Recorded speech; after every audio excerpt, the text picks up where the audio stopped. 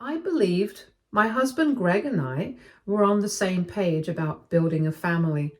We were young, in love, and filled with dreams of a future full of laughter, little feet running through the house, and all the chaos that came with parenthood. For the first couple of years, it felt like everything was falling into place. We were financially stable. We had just moved into a cozy home and started trying for a baby. At first, it was exciting, timing cycles, taking vitamins, and imagining how we'd announce the news to our families. But as months turned into years, the hope that had carried us began to feel heavier. After about a year of trying with no success, we sought help. Doctor's visits, blood tests, ultrasounds, and even awkward conversations about Greg's health, which he was very defensive about, became a regular part of our lives. Each appointment brought new suggestions and treatments to try. Every month we told ourselves this would be the one, but it never was. The first few years were hard, but we supported each other. When the tests came back inconclusive, nothing outright wrong with me, we clung to the idea that we just needed more time. And that's when we started fertility treatments. I remember how invasive it all felt. The hormone shots, the constant monitoring, and the endless barrage of medications left me emotionally and physically drained.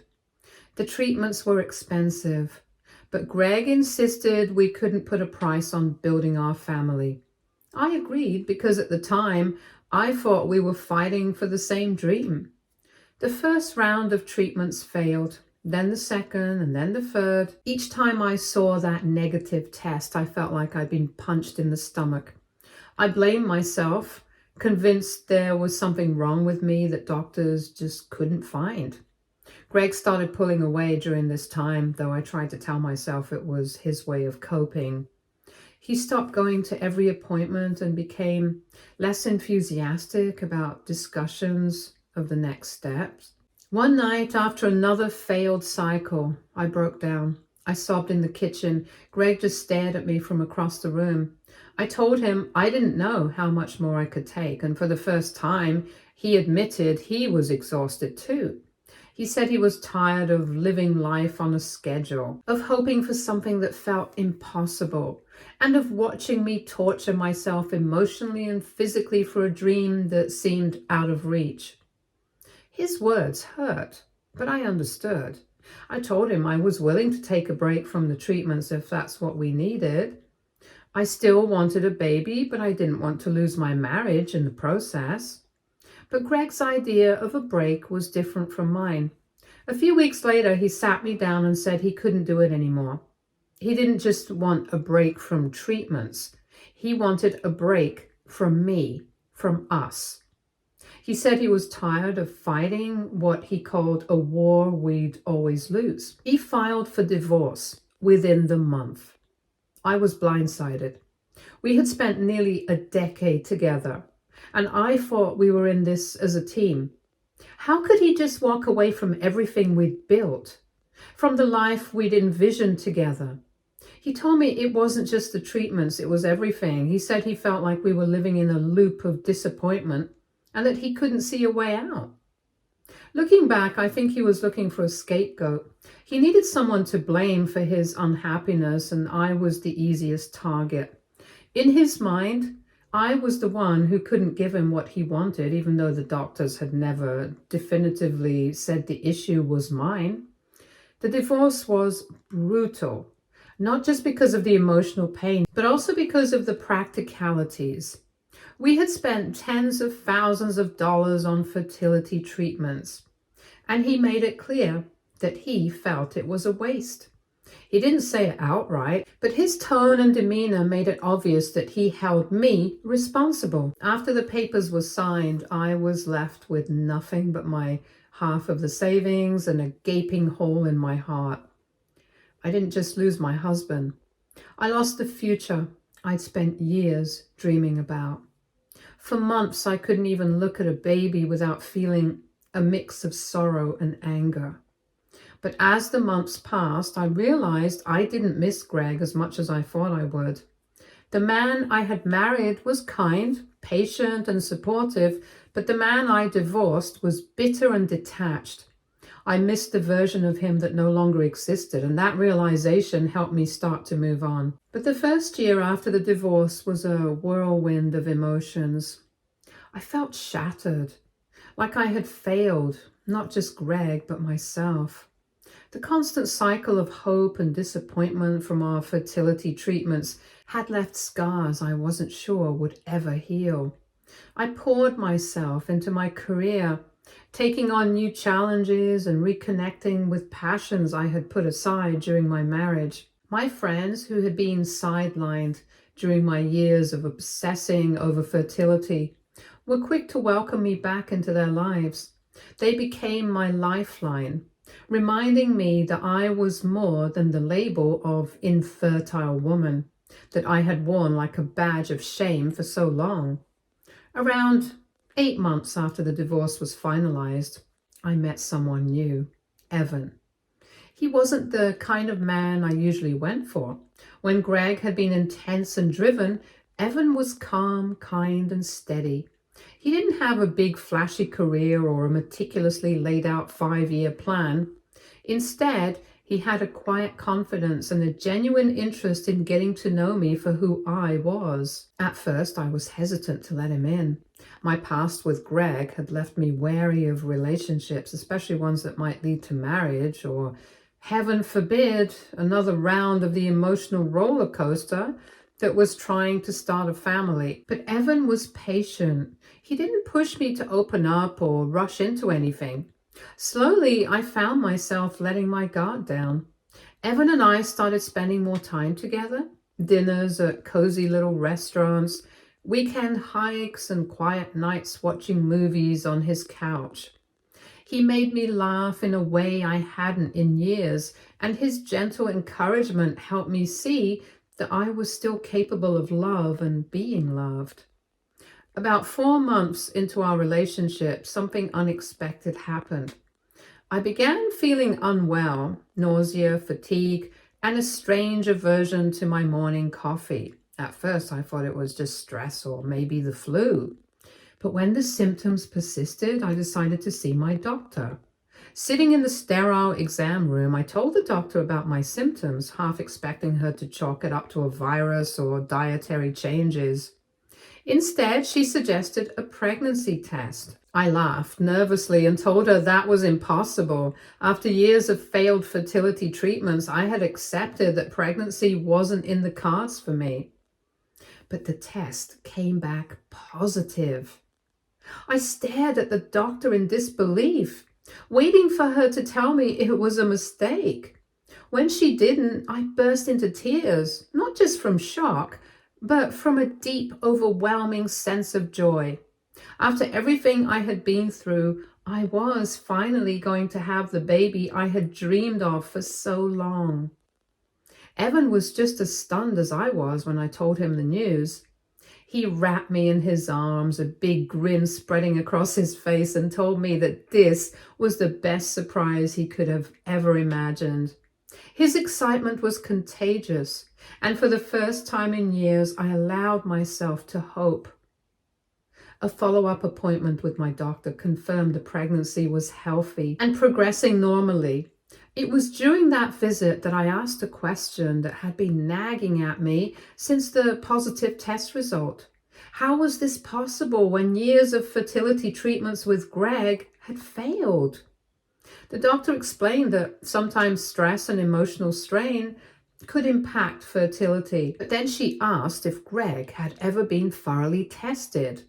I admitted that he had always resisted, insisting the problem wasn't on his end. She nodded thoughtfully and said it wasn't uncommon for couples to focus solely on the woman's fertility, even when male factors could play a role. The conversation lingered in my mind as I left the office. Could it be that Greg was the one with fertility issues all along? The possibility made my stomach churn.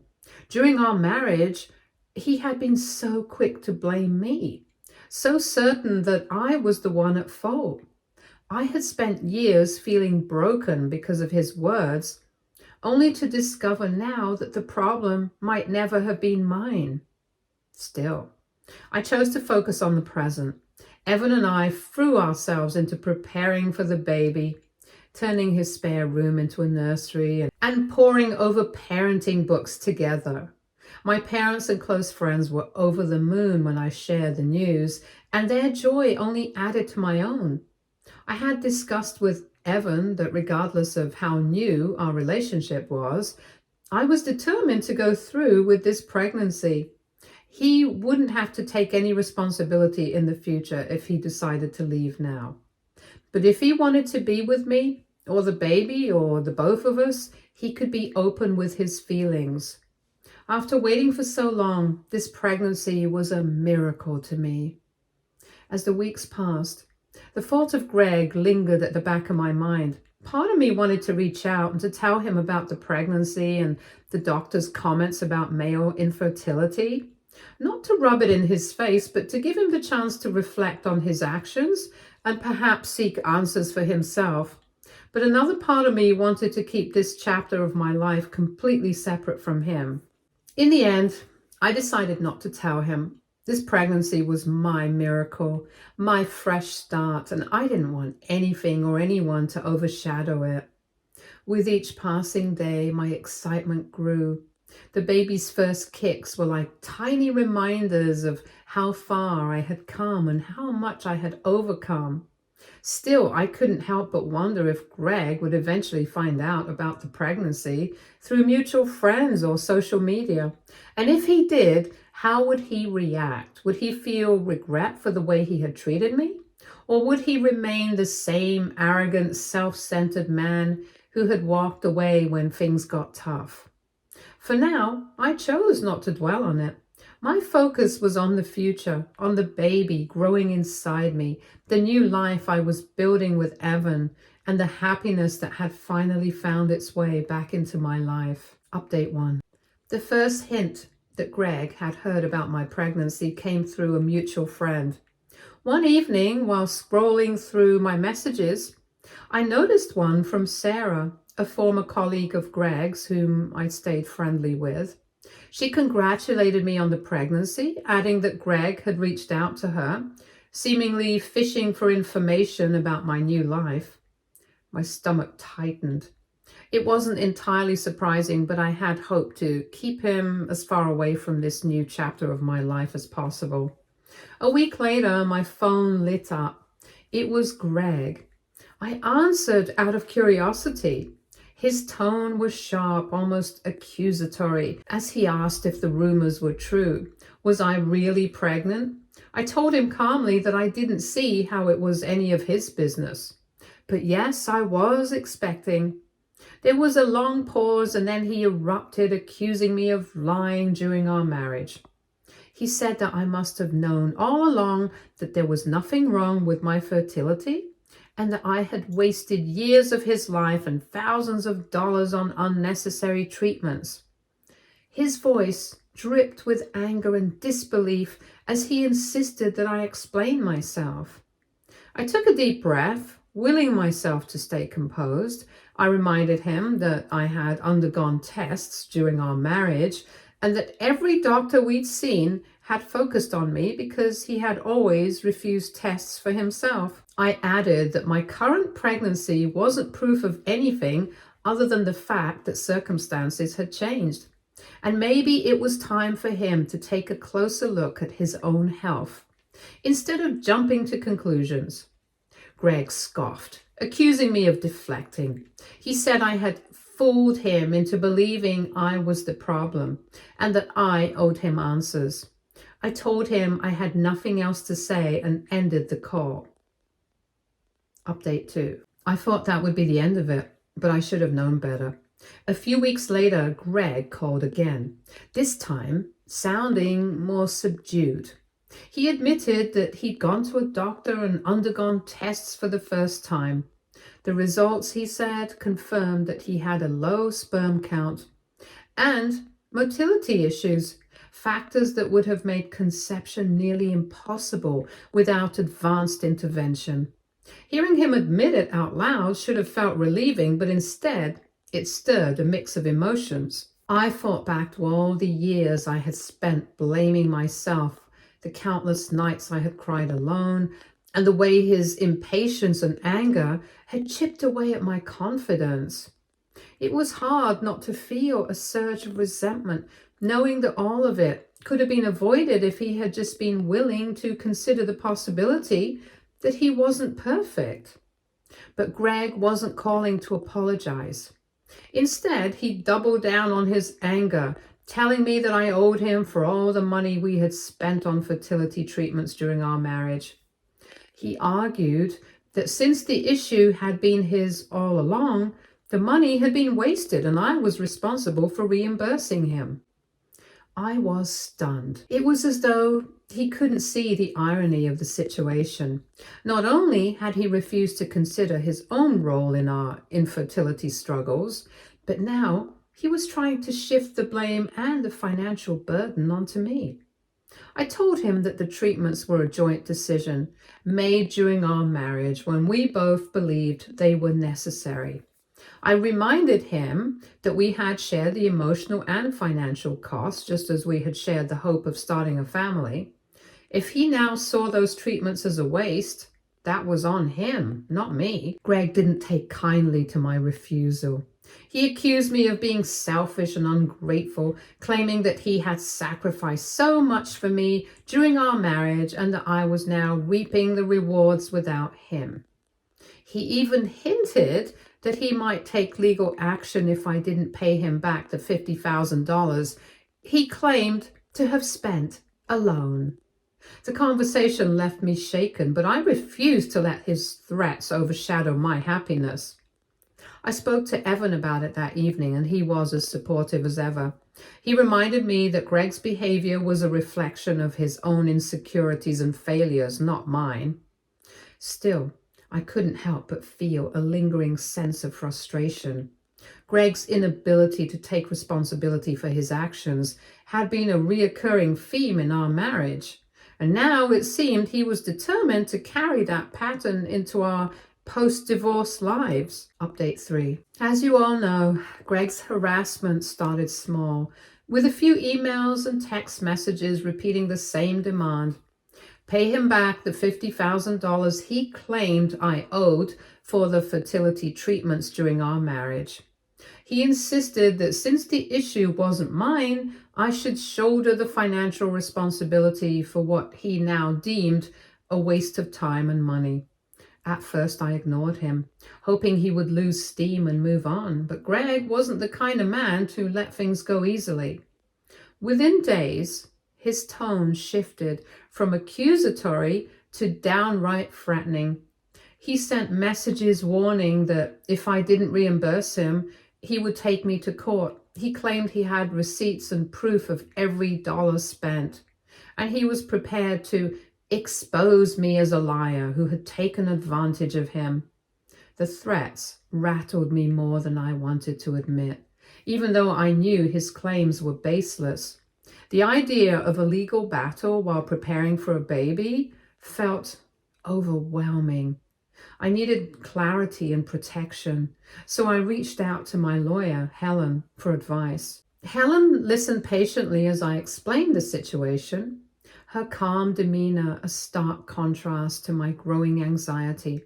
She reassured me that Greg didn't have a leg to stand on. Fertility treatments, she explained, were a shared marital expense. It didn't matter who was ultimately responsible for the infertility. The decisions we made as a couple during our marriage were just that, joint decisions. Helen also pointed out that Greg's threats bordered on harassment.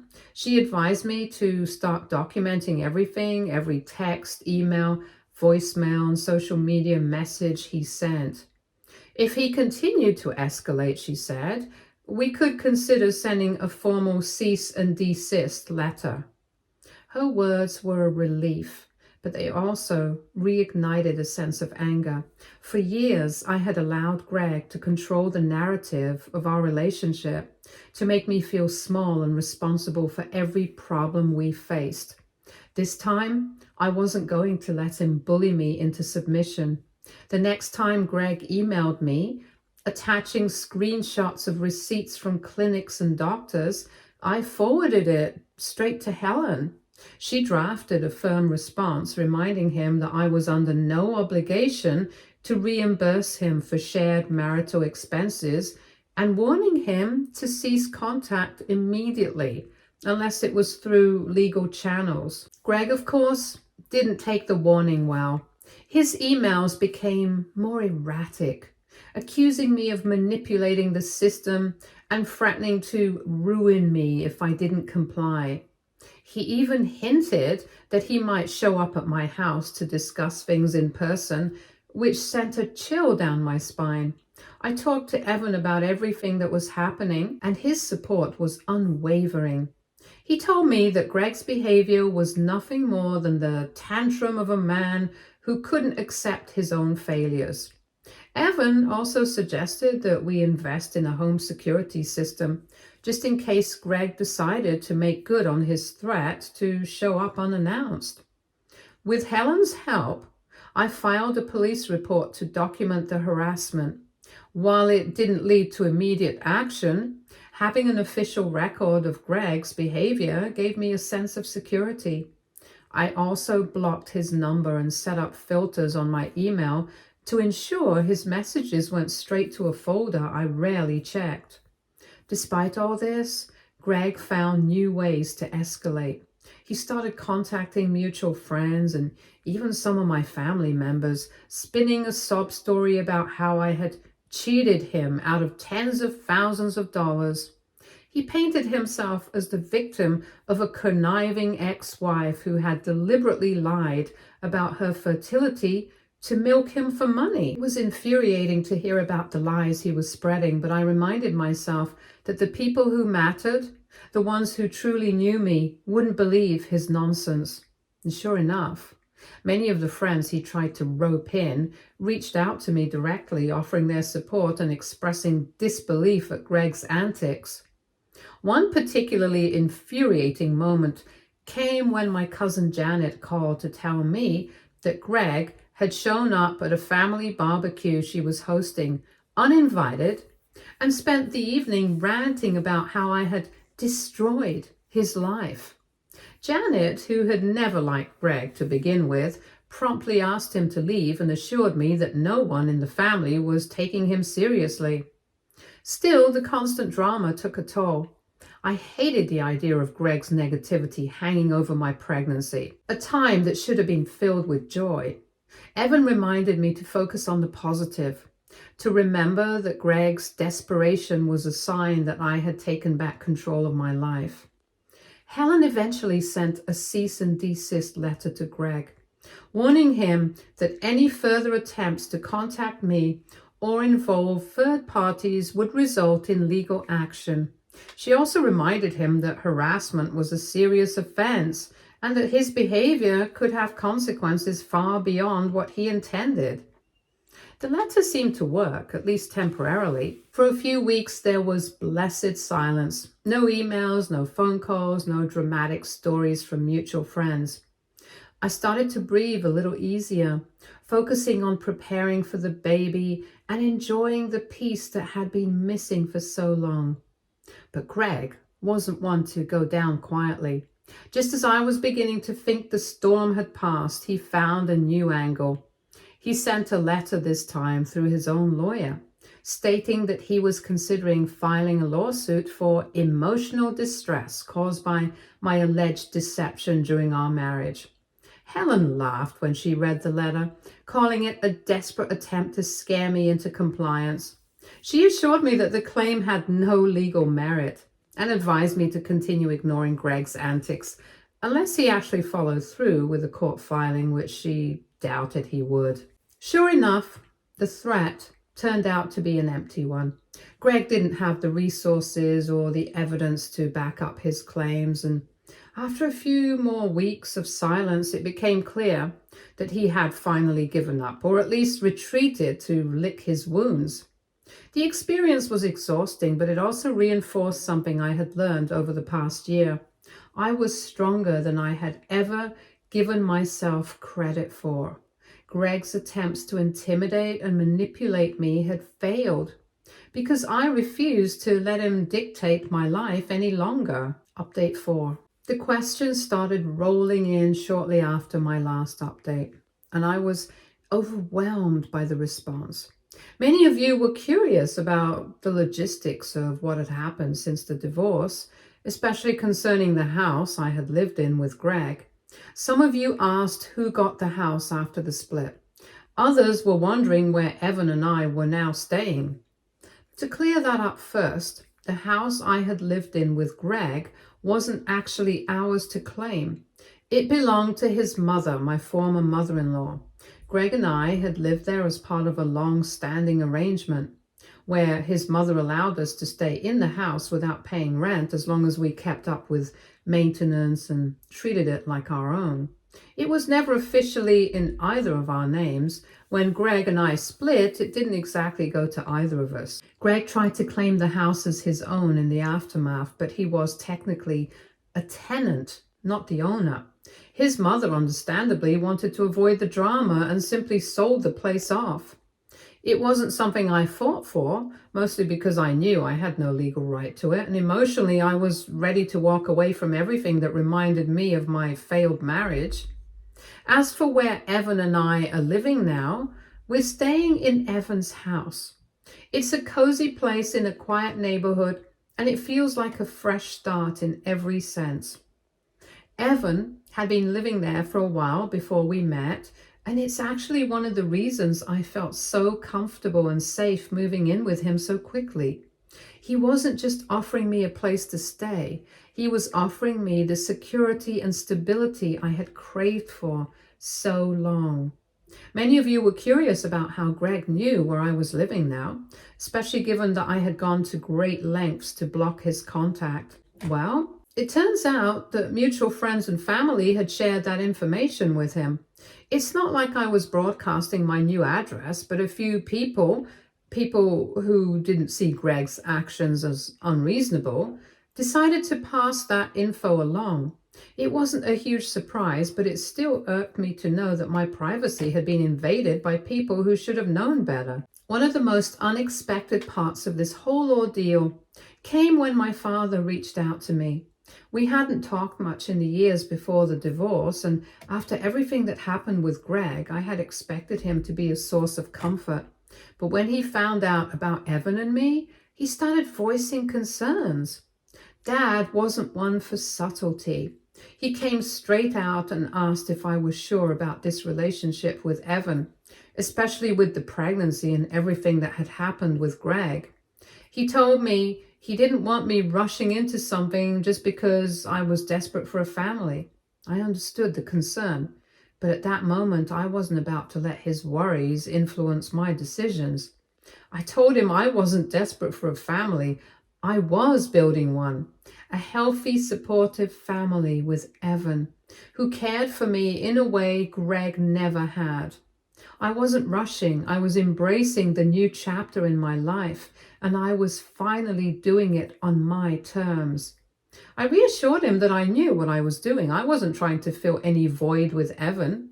This wasn't about desperation. It was about real love and real support. I could feel the worry in his tone, but I also knew that I had to stand firm. This was my life, and I wasn't letting anyone dictate my choices anymore. Dad didn't respond immediately. After a long pause, he told me that he just didn't want me to end up hurt again.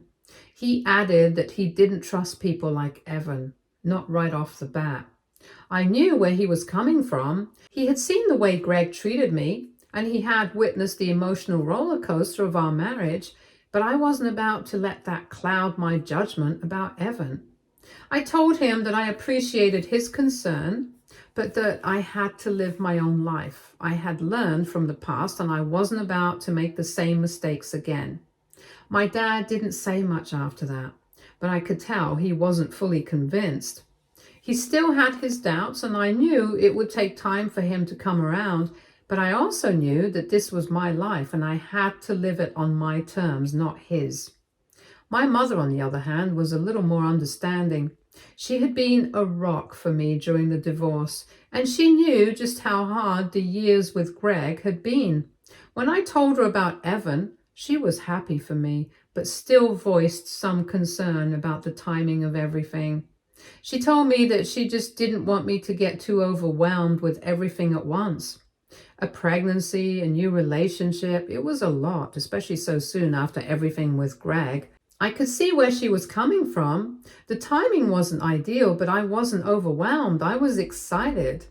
I told her that I wasn't rushing into anything. I had thought long and hard about this decision. I wasn't doing this alone. Evan was there for me, and we were in this together. I told her we had discussed it beforehand. She didn't push the issue further, though I could tell she was still cautious. It was just her way of looking out for me, as always. I didn't mind. It meant she cared. Despite the concern from both my father and my mother, I couldn't help but feel like I was on the right path. Yes, everything had changed in the blink of an eye, and yes, the circumstances were far from ideal, but this was my new beginning. Stay tuned for more stories from our girl relationships.